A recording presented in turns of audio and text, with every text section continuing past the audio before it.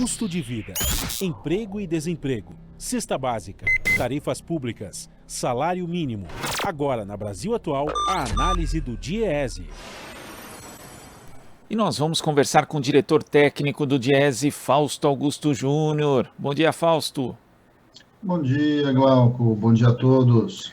Fausto, na semana passada o IBGE divulgou que o Produto Interno Bruto brasileiro, o PIB, cresceu 1% no primeiro trimestre em relação ao último de 2021.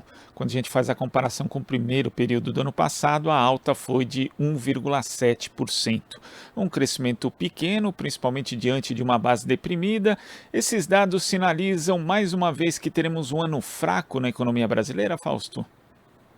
Bem, Glauco, na verdade, até pela expectativa, o número foi até mais alto do que se esperava, né? Na verdade, a gente está assistindo nesse primeiro trimestre, de alguma forma, é o chamado efeito vacina, né? Ou seja, a população foi de volta para as ruas, a economia começou a abrir, e alguns setores, e aí neste caso em especial, a gente viu um destaque importante do setor de serviços, começou a funcionar, né? Começou a crescer novamente. A grande questão, Glauco, é que, de um lado, a gente tem um crescimento ainda bastante baixo, né? Nós estamos falando de um crescimento da ordem de 1%, não se espera muito além disso. A outra questão é até que ponto, mesmo esse crescimento de 1%, ele vai continuar aí nos próximos períodos. Um dado bastante importante é que parte importante desse crescimento, do ponto de vista da demanda, veio do consumo das famílias, que está rapidamente se deteriorando por conta da inflação. Então, de um lado, a gente tem um crescimento, acho que é importante, sempre é importante crescer, mas, por outro lado, esse crescimento é insuficiente para dar condições de melhoria de vida para o conjunto da população brasileira, e, além de tudo, a perspectiva não é uma perspectiva de crescimento de longo prazo. Nos preocupa muito o dado de queda no investimento, então nós vamos ter crescimento negativo, né, ou seja, queda efetiva no investimento nesse período, e mesmo o setor aí chamado aí como o setor que vem puxando de alguma forma parte do crescimento do PIB nos períodos anteriores, que foi a agropecuária, também decaiu. A indústria teve um crescimento muito pequeno, então quando a gente vai olhando ali no conjunto dessas informações, os dados do PIB, na verdade, mostram muito menos até do que muitas vezes o próprio 1% está nos dizendo. E é sempre bom lembrar, né, Glauco, a gente precisa olhar esse crescimento para além do próprio número da economia. Até que ponto essas questões que estão sendo colocadas aí, os números da economia, estão refletindo, de fato, a vida real das pessoas. No Brasil, nós estamos um país que está muito, muito complicado, a pobreza vem crescendo, a desigualdade vem aumentando, e, de alguma forma, a gente ainda está nesse dilema de crescimento que, na prática, não se transforma em melhoria de vida das pessoas.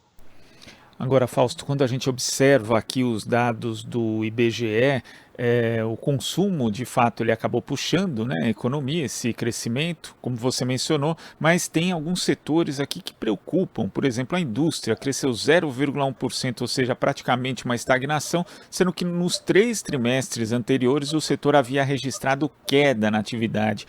A gente vê aí um aprofundamento naquele processo de desindustrialização do Brasil nesse momento crítico, Fausto? Sem dúvida, Glauco, o principal deles é o fato de o Brasil estar se transformando num país que vai concentrando renda e o mercado consumidor vai encolhendo, né? Então, esse é um primeiro drama que a gente vem vivendo e, de alguma forma, a gente está assistindo uma redução aí do setor que, de alguma forma, é o que melhor emprega, tem os empregos com mais salários, com mais formalização, e você vai vendo esse setor que, na verdade, está vivendo aí os dilemas, inclusive, da crise das cadeias globais de fornecimento, e o Brasil vai perdendo a oportunidade, num momento bastante importante da economia mundial, de avançar do ponto de vista da indústria. O baixo crescimento, ou quase nulo crescimento que a gente está assistindo da indústria, ele se reflete, inclusive, nos dados de investimento, né, que foi um dado negativo bastante acentuado, e que, de alguma forma, vai mostrando que o Brasil não está investindo na produção, o Brasil não está conseguindo, de certo modo, avançar na sua posição do ponto de vista da participação mundial, e aí o Brasil vai ficando, mais uma vez, parado num momento de mudança tecnológica bastante significativa. Então, quando a gente vai olhando para todos esses cenários, vai se mostrando um pouco o que é o modelo de desenvolvimento do atual governo. É um modelo baseado na concentração de renda, no privilégio de determinados grupos muito específicos, e a ampla maioria da população vai ficando fora, tanto do mercado do consumidor, e aí com impacto em setores bastante importantes, como é o caso da indústria. Agora, Fausto, a Selic já está em 12,75% ao ano, mas é possível, inclusive, que suba por conta da inflação, já que a receita do Banco Central é sempre aumentar a taxa de juros conforme o índice inflacionário, mesmo que não seja uma inflação por demanda. Essa taxa de juros já está fazendo um estrago no crédito pessoal e também de micro e pequenas empresas. Com esse tipo de política monetária, fica ainda mais difícil uma possível retomada do crescimento econômico? Sem dúvida, Glauco. A gente ainda nem sentiu nesse baixo crescimento do primeiro trimestre os efeitos aí da alta da taxa de juros. A gente ainda vai sentir isso muito provavelmente ao longo do segundo semestre. E, de novo, né, taxa de juros muito alto tende de dois lados. Primeiro, você comprime o consumo das famílias, inclusive, que foi importante aí nesse primeiro trimestre, por conta de redução do crédito propriamente dito, o dinheiro fica mais caro e uma parcela importante da renda das famílias passa a ser consumida aí pelos juros, consumida aí pelo cartão de crédito, enfim, de alguma forma a gente tem aí o desincentivo ao consumo. Na outra ponta, o investimento, que já foi muito baixo, ele tende a se agravar ainda mais, uma vez que uma parte significativa do investimento vem por meio de financiamento, e esse financiamento está alicerçado aí na própria taxa de juros.